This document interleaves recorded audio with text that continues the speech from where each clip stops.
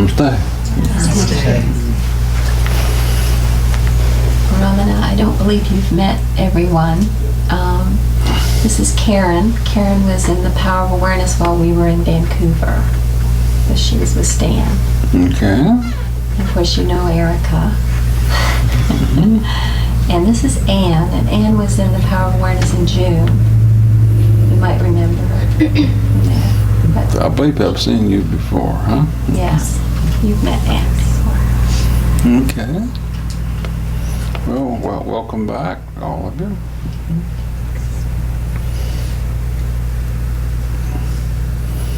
So how's it going with you in the program?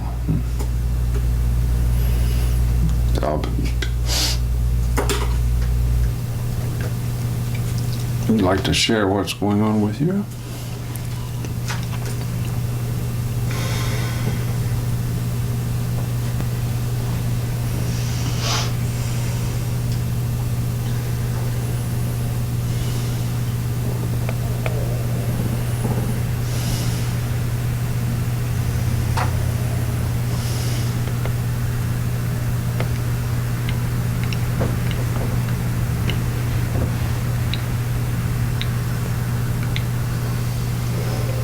Well, I guess I can start.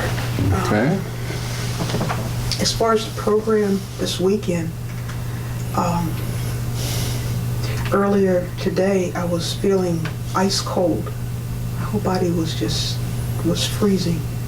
And I really didn't have a lot of energy, and I really didn't feel very connected. And after we did the self-inquiry, this afternoon, I could feel the warmth come into my body, and it was like somebody had lit a candle, and it was going into my fingertips, and it was going into my toes, and my whole body it was an awesome experience. Just really, it got warmed, and I felt more connected to the people and my surroundings. When you say what's going on, I mean, that's a big opening, so I don't know. But for today, that's what's been going on. So that was a very powerful experience for me. Okay.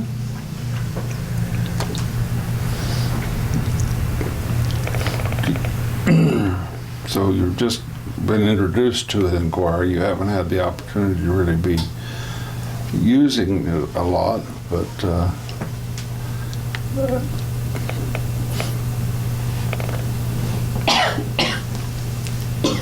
do you have, are you intuitively, can you already tell, or can you tell what the potentials might be with what it's going to be for you?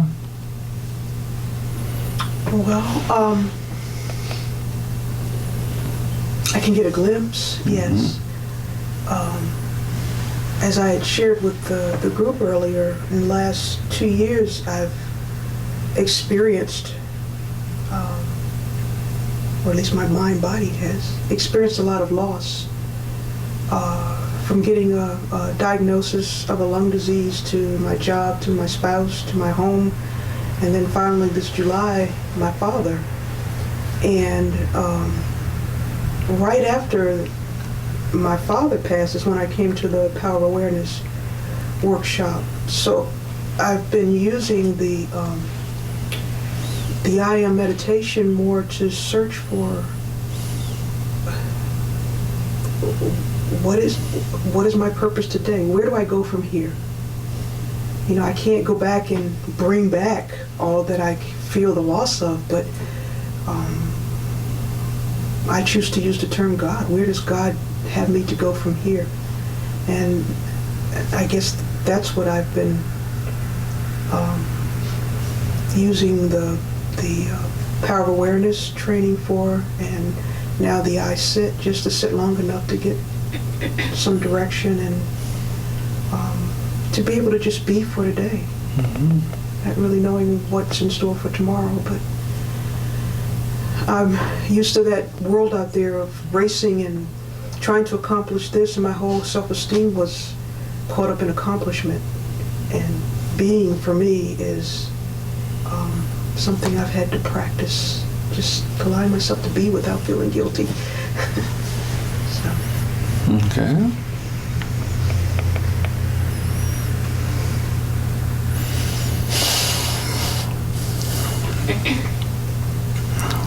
Anything else? Is that it?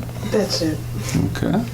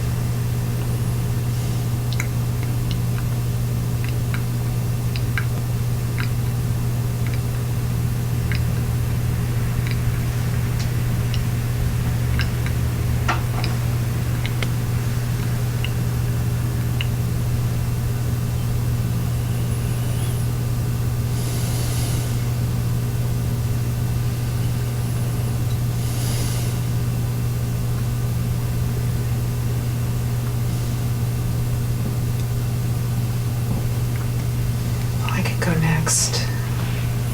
I think it's been harder for me since I've been here. I've just been realizing it to be in the I am. You had to speak a little bit. I have a hearing defect. Okay. It's been harder since I've been here to be in the I am. I think my body mind is just fighting to be in control. And not that that's unusual, but I have been able to touch into it a lot better before this weekend.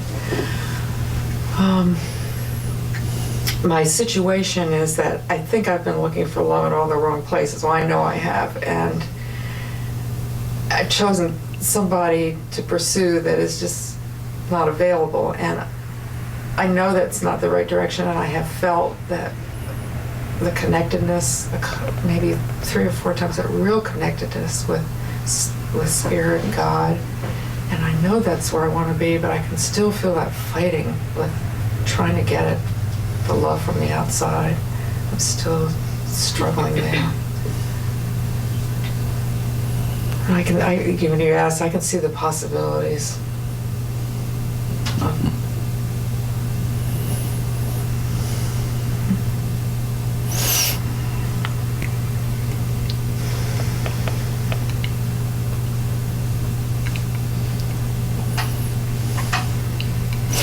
Okay.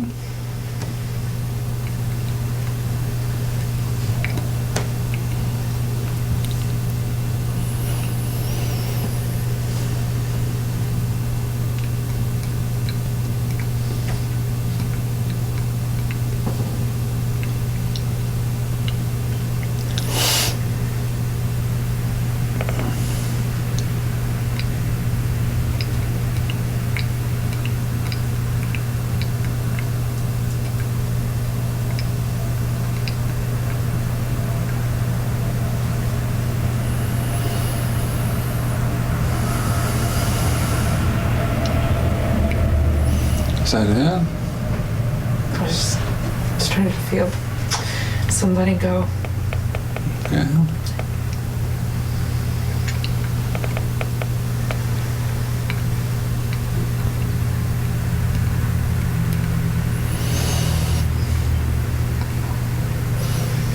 Erica, you've been familiar with Inquire for a while. You had it in the family networking, did you not? Yes. But it's gotten a lot stronger by taking this program. Like, I think I was too young when we learned it the first time, so I didn't completely, understand it. But now I feel like I do. But now? But now I feel like I do. Okay.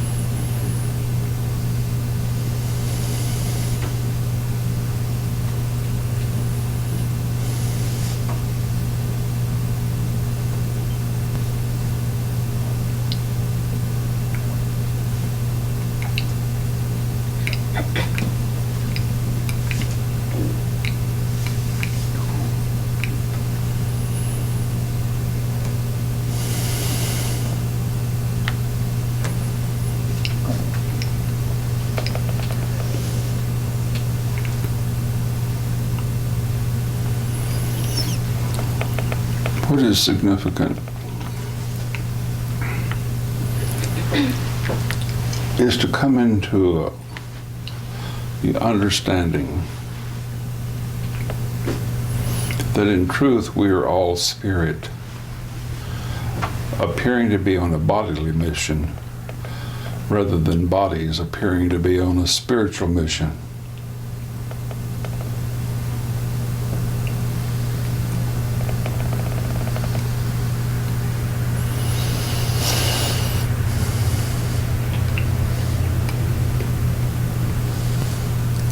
This world that seems to be the basis of existence, in which we seem to be living in this world as body minds,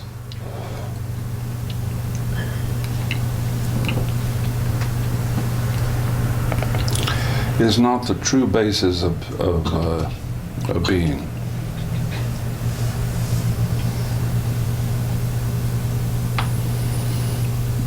But for many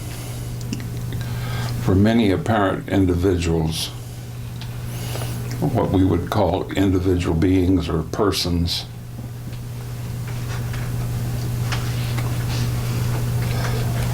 very, very few actually among all the people that we can conceive of as being in existence today, being alive and experiencing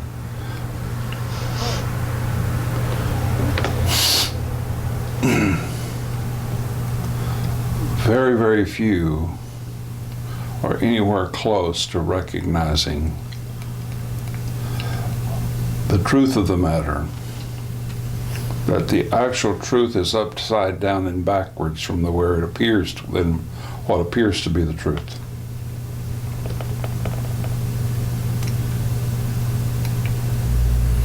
The real question that we should all be asking ourselves when we have as soon as we have the maturity to ask the question, is the question inherent within the inquiry, who am I? And to take that inquiry to any degree of depth will bring us into an insight, an understanding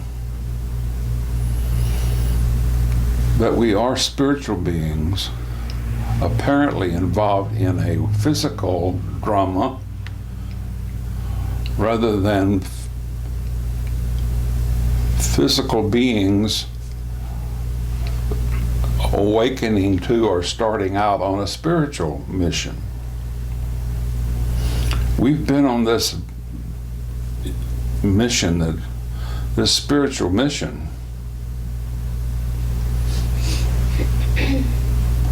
for many lifetimes.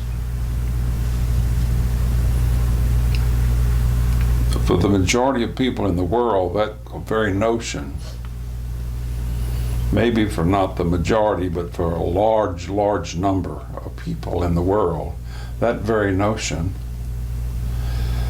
is not even in their awareness.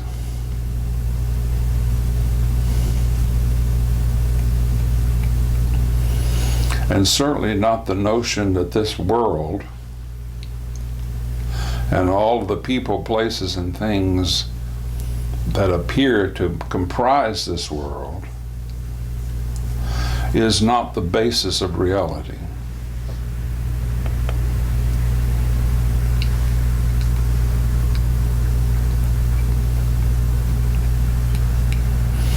Very few people are anywhere near recognizing this.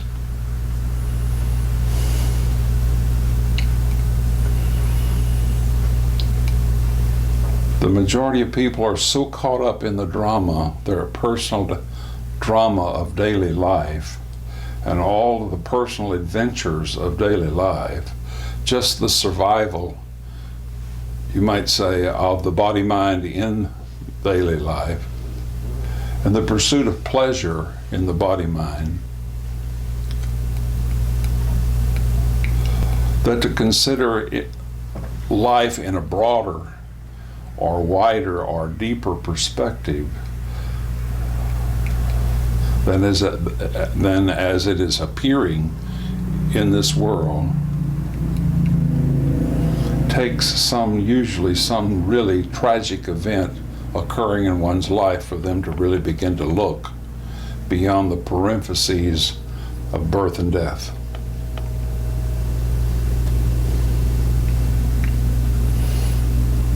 And it turns out in the long run that grace is what is at work when we have these tragic events occur in our life.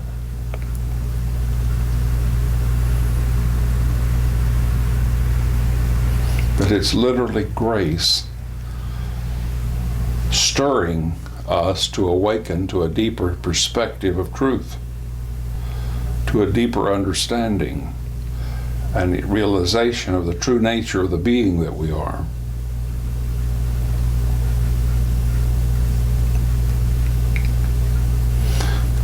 From the physical point of view, the body-mind point of view, that's not necessarily a very pleasant notion. But from a spiritual point of view, it's a very significant and meaningful purpose and intention. When we are capable of dealing with a situation consciously and looking at it consciously, meaning with our full faculties, our full awareness.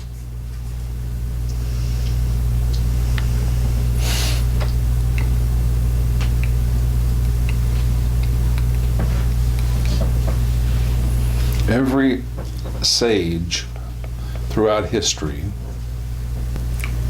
who has ever lived, every saint and sage, without exception, have shared with the rest of humanity the simple and basic truth that we're all spiritual beings, that in fact we're not physical beings. That this period, this interval in time and space that we're all involved in, is one in which we have apparently fallen from grace.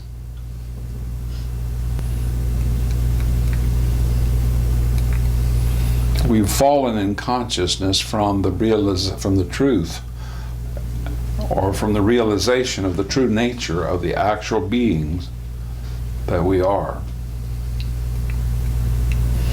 And that the purpose, the high purpose of involvement in body-mind identification, and the benefit that is to be derived from it, is not to pursue more pleasure, more adventures, more and better and different adventures in this world, in the ordinary and traditional sense of the word, but rather to use this opportunity to awaken to the true nature of the being that we are.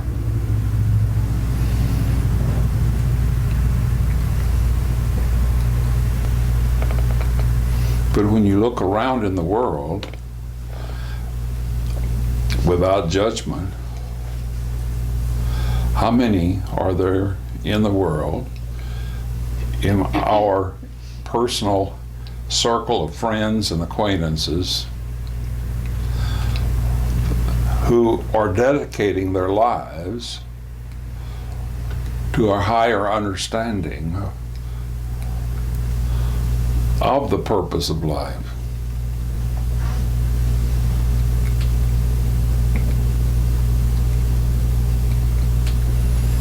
Most are just doing the best they can to hold on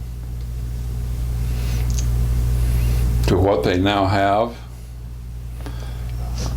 and to gain even more into what they aspire to be from a physical or body-mind oriented point of view. the accumulation of more and better and different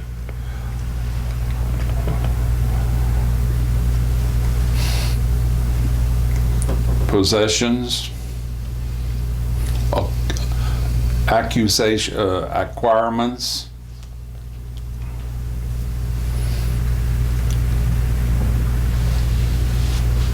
and significant experiences, all of which are a strategy,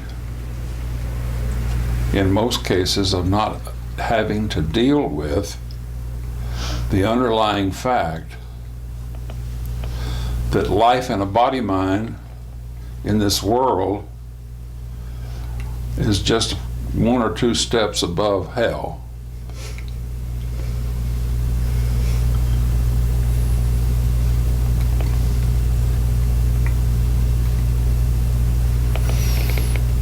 Now you say, this is a message of an organization that is called the Association of Happiness?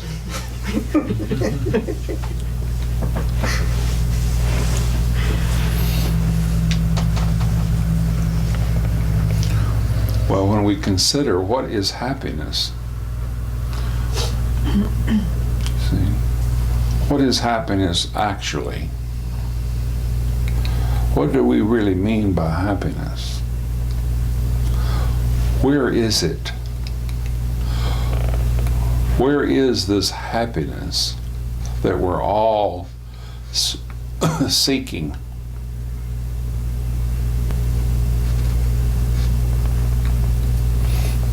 When you observe the motive of life, the underlying intention of everyone in his or her life, and boil it down to its simple, basic, the truth of the matter, what we find is that everyone is seeking happiness.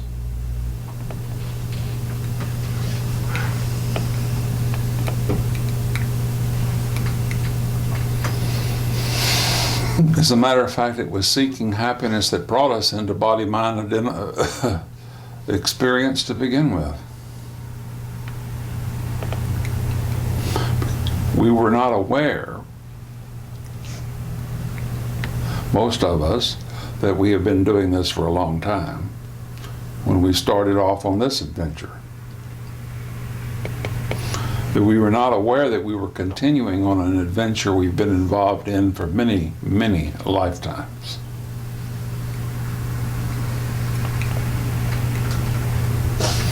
Just intuitively tuning into it, a few million. Because you see, time and space only pertain to the body-mind, to the spirit, to the self that we are. We actually live prior to time and space in eternity. Let me say, in case you're not aware, that this that I'm sharing is not just a concept. Where I live in consciousness, and what I share from consciousness is direct insight. It is not concepts. By the grace of Bhagavan Ramana and the contribution of a number of other saints and sages to my life, I underwent conscious transformation a little over 30 years ago and have been living in the transcendental awareness of being as the very basis of my being since that time. So I'm not speaking conceptually. I'm speaking from my own realization that what I am sharing is the pure truth. And it has been confirmed. And it is confirmed through my insights and understandings and understanding, let's say, from Scripture, all the scriptures of the world, of the major religions of the world, confirm this very fact, these very facts. The Master Jesus, who in the Christian tradition considered to be the only one who has ever awakened to the true nature of being, which is a false notion, but nonetheless that is a held notion by Christians. That was not Jesus's contention. He did not contend that he was the only one who had awakened to the realization of the true nature of being, but most of his followers believed that about him. He himself in his own words said, "My kingdom is not of this world," meaning this world is not the basis of reality. The basis of reality is that of spirit, not of matter, not of form. But if we that are caught up in matter, that we are caught up in form, are actually under the false assumption that form and matter is the basis of reality, is the basis of truth. And it's not. Form and matter is just a manifestation. The essence, even of matter, is energy, consciousness. And consciousness is what we are. Consciousness is what we all are. But we're caught up in this matter, in this form, and we believe that matter and form is what we are, and that all of the adventures that we're involved in and undergoing in matter and form are what's true, and it's not what's true. This world is of the nature of a dream, literally. The characters in the dream, which we call, let's say, the characters in this world are like characters in a dream. Everyone, whether they know it or not, whether they remember it or not, do a dream occasionally.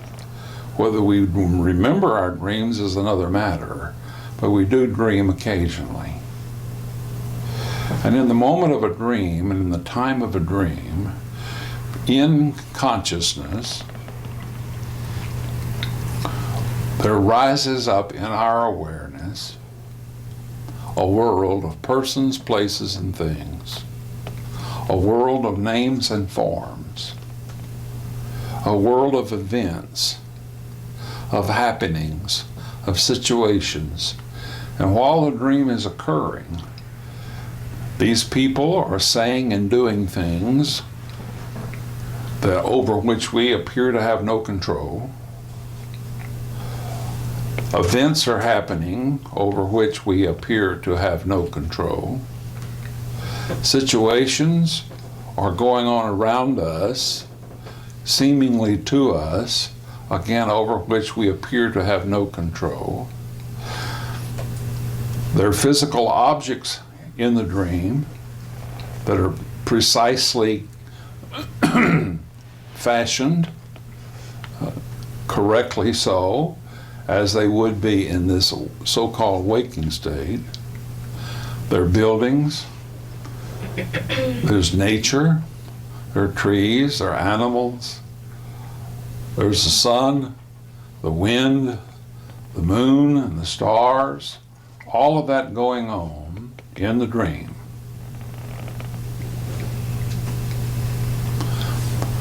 We then are going on in this dream also in a body, sometimes in a younger body than the one we're in this dream, sometimes even in an older body than the one we're in this dream. Sometimes in the dream, we have present in the dream people who have been alive in this one but are no longer alive, but they're now alive and talking to us and communicating with us. And none of this do we take as any real mystery while it's going on. None of it, while it's happening in the dream itself, do we question or doubt, but accept the authenticity of it while it's happening. We don't even consider it, really, while it's going on, but we fall right into an alignment with it. We can delight in it, or we might even despair of it. But while it's going on, it was going on, and it has the tones of solid, objective reality, independent of our consciousness of it. Does everyone understand what I'm saying? And then we awaken from the dream. Where did it go? Where did all these people go? When we awaken from the dream, do we ever question? I wonder if the people who were present in my dream, I wonder if they have awakened from the dream too.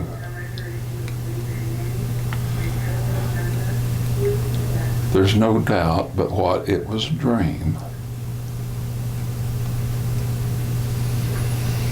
While it was going on as a dream, if any one of the dream characters had approached you in the dream and said to you, "This is merely a dream. You yourself have actually created all of this. This is not really happening the way it appears to be happening right now, but this is a product of your own imagination. This is a creation of your own mind." While that dream was going on, you would have doubted them, probably doubted their sanity for even having said such a thing to you.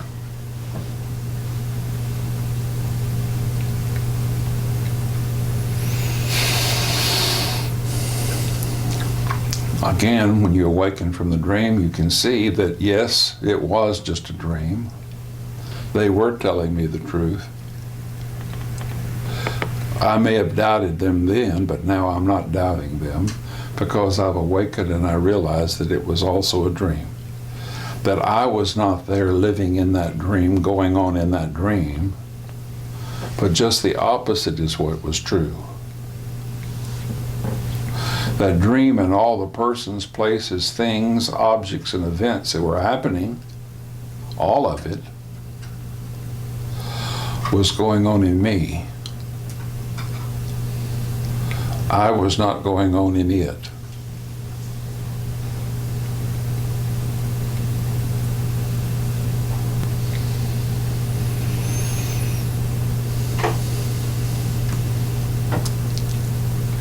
In exactly the same manner.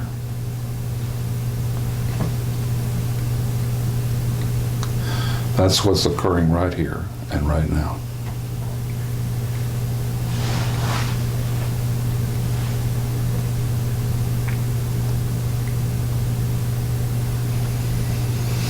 You are a spiritual being.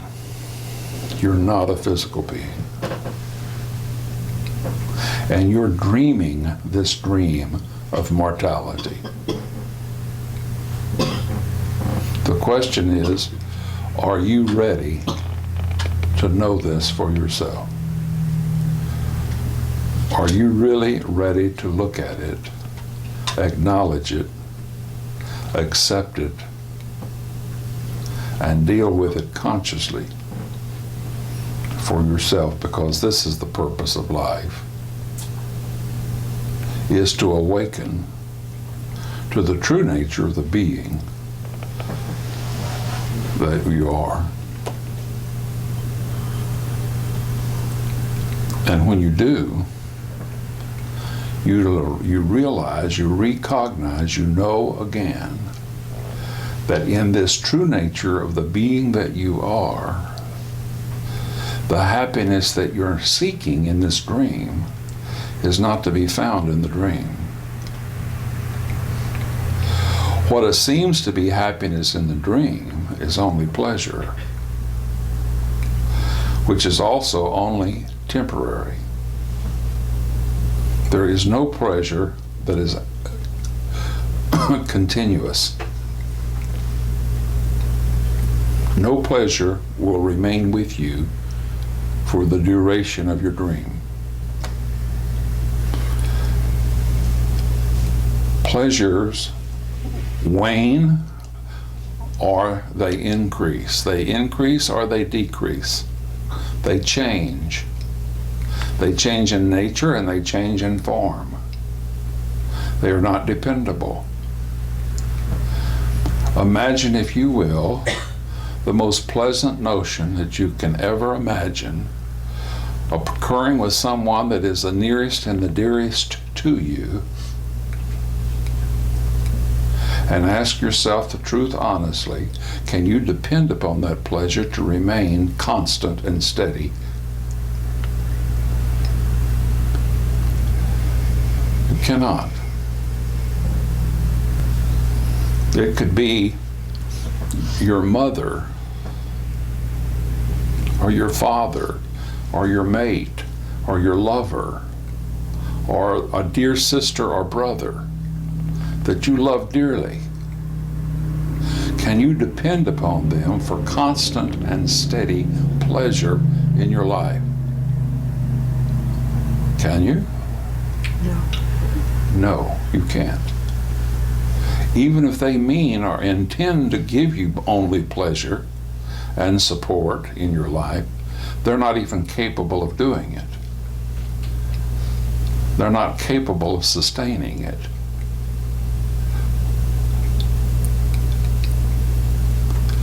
So we must come to grips with the truth. Again, the Master Jesus said, when you do come to grips with the truth, meaning when you genuinely come to know the truth, capital T, truth with a capital T, that truth now will make you free. And that freedom is the realization of the true nature of the being that you are, and with that, the realization that the happiness that we're all seeking, that we're all looking for, and hoping that one day will come, is already here and now present in the very heart and core of our own being. It's the very nature of the true self that we all are. But we have to awaken to it and realize it immediately and directly, not with the mind. The mind is what disturbs it. The mind is what conceals it. The mind is what hides it. The mind is what keeps us from it. We have to awaken and realize it with the no mind, directly in the mindless awareness of being. That means when we dissolve the conditioned patterns that we call the mind, which is nothing more than the history of all of the events, the memory of all of the events that we have undergone throughout time. When we dissolve that, which are like clouds hiding the sun of ourself, when we clear away the clouds of memory and come into direct knowing of the true nature of the being that we are, the realization goes with that happiness, call it bliss, is our true nature. Just like the true nature of water is wet and the true nature of fire is heat. Water does not have to put forth any effort to be wet. It doesn't have to do anything to be wet. Fire doesn't have to do anything to burn. It's just its nature. And the nature of the true self that we are is bliss, happiness. We don't have to do anything to have it, or to be it, or to experience it, or to express it. It's just what we are. And now that ends the quest for it in the world, because when you're filled with happiness, You don't pursue happiness. That's the simplicity of it. And yes, as you said before, looking for it in the wrong places. We're looking for happiness in the wrong place. It's not to be had. It's not to be found in the body-mind or in this world. Pleasure, yes, pleasure is to be had in the body-mind in this world. But the mistake is being made that we're mistaking pleasure for happiness. Pleasure and the search for it in this world is the result of the desire for more and better and different experiences from this body-mind existence. Because we've gotten caught up in them and incorrectly projecting the events of all of this onto the self, believing that all of this is the basis of truth and reality, and it's not. So what it really boils down to, we must stop identifying with the unreal as being real, with the untrue as being true, with the non-self as being self, and allow what is real and true and genuinely the self to reveal itself to us in our own consciousness. And that's the work that we do here in Aham. So we're not saying that happiness is not possible. We're saying that the only happiness that is worth pursuing is the truth about happiness, the truth about the self, the truth of who we are, where did we come from, how did we get here, and where are we going. That's what Aham addresses.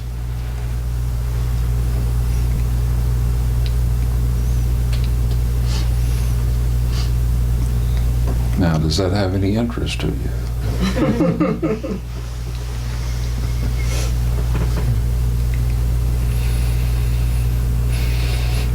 You see, we've been involved in this journey, looking for truth in the wrong place, not only in this lifetime,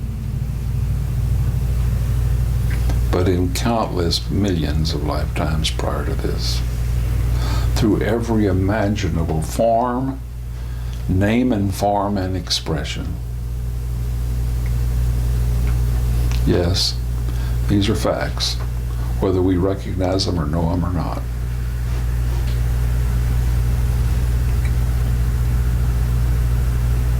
It's a far bigger picture than we can have by just this cross section of life called time and space or body-mind identification. Understand the cross section of a thing. Just imagine that you have a nice pie that you've just cooked, and you just cut out a slice and take it out. That'll give you the taste and the essence of the pie, but it still doesn't give you the whole pie. Well, likewise, just to cut out a slice, calling it body-mind identification into the totality of the picture of the universe, does not give us the total picture of the universe.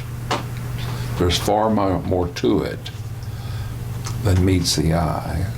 But nonetheless, from this cross-section, we do have the ability, if we know how to use it, to let it reveal to us the true nature of the entirety of it.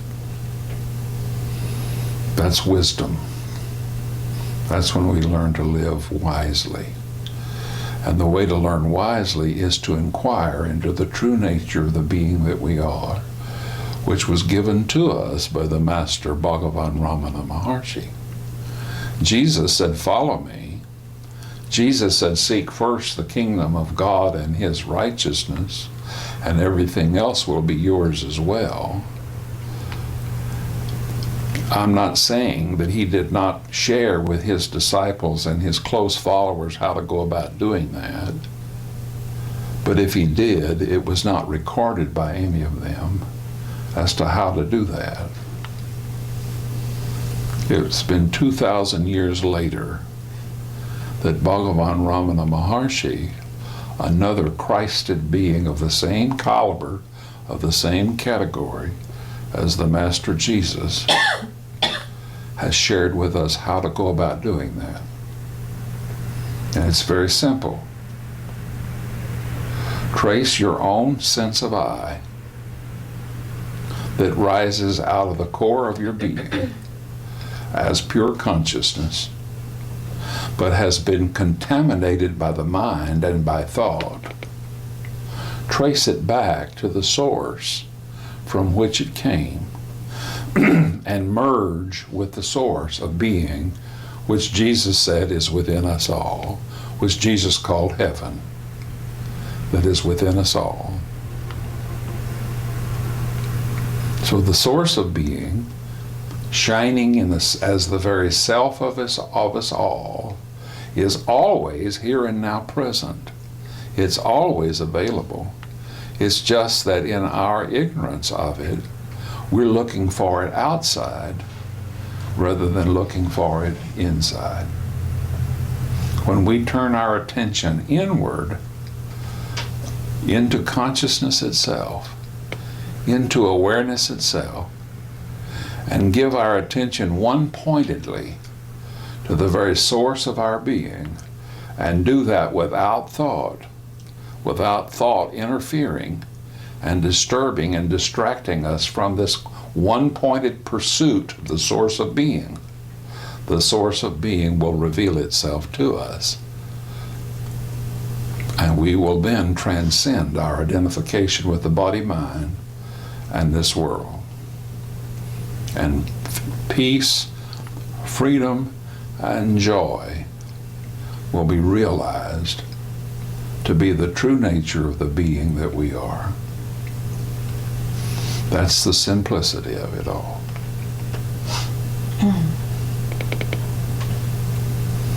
And inquiry is the tool.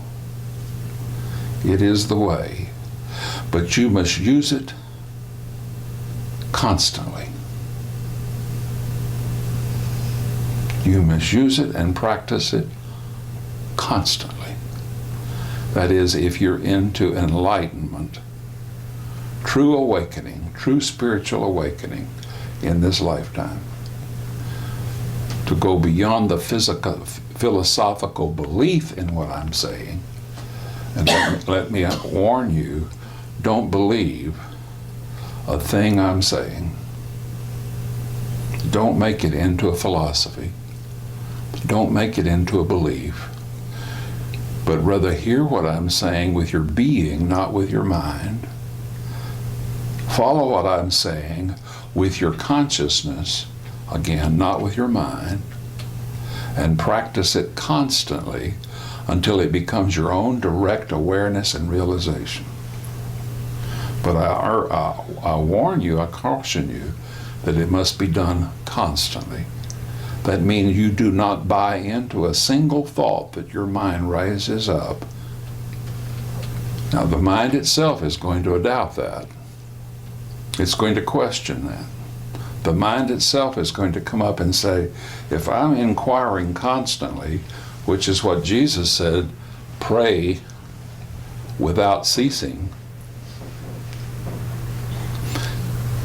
Pray without ceasing. The mind itself is going to raise the doubt. How can I ever accomplish whatever I need to accomplish in life? How can I maintain responsibilities and take care of all of my obligations if my attention is ever focused only on the source of my being? Well, that's your mind that raises that question. That's not yourself that raises that question. Just ask yourself this question. To that pure intelligence that is in you, that gives rise to your eyes and their ability to see, your ears and their ability to hear, your tongue in its ability to taste or to speak, or your skin in its ability to feel, does that pure intelligence that lives in the core of your being incapable of seeing? Is it incapable of knowing? Is it incapable of hearing? That which creates your abilities to do these things, is it itself incapable of these things itself? Of course not. Of course not. So it's only your mind that brings up, you see, as a subterfuge, this doubt, this question, because it's the nature of the mind to survive itself. You might call the mind, which it is called in the scriptures, the big Satan.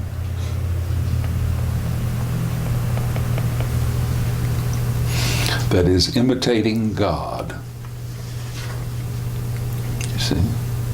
The traducer, the liar, the thief that has stolen your inheritance, your divine inheritance. That's the mind. So you don't listen to the mind, you listen to the heart. You listen to the truth.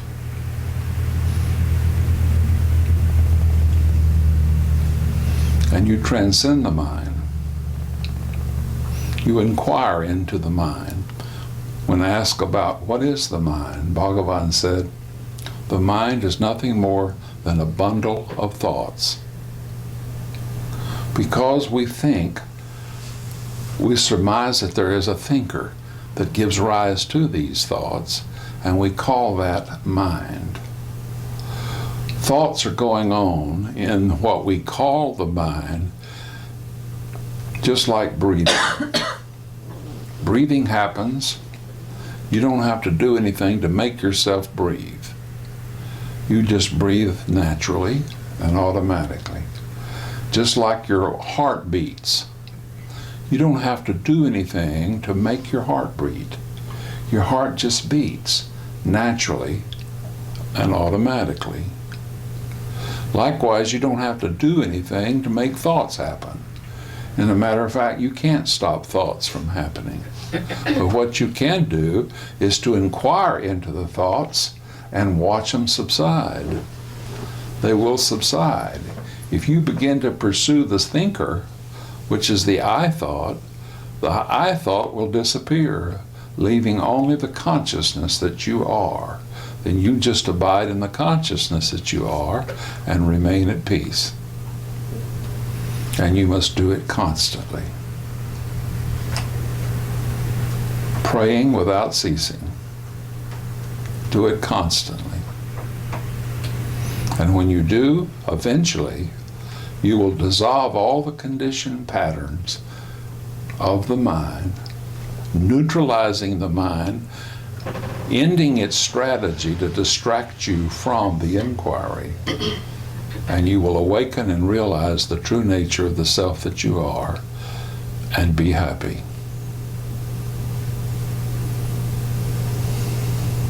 It's just that simple.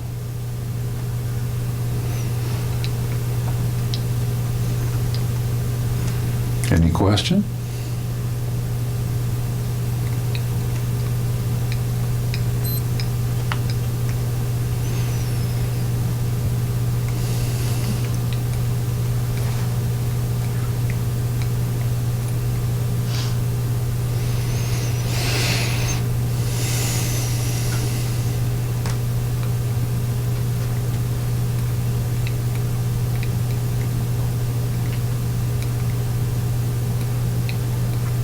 If not, then continue with the process. Namaste. Namaste.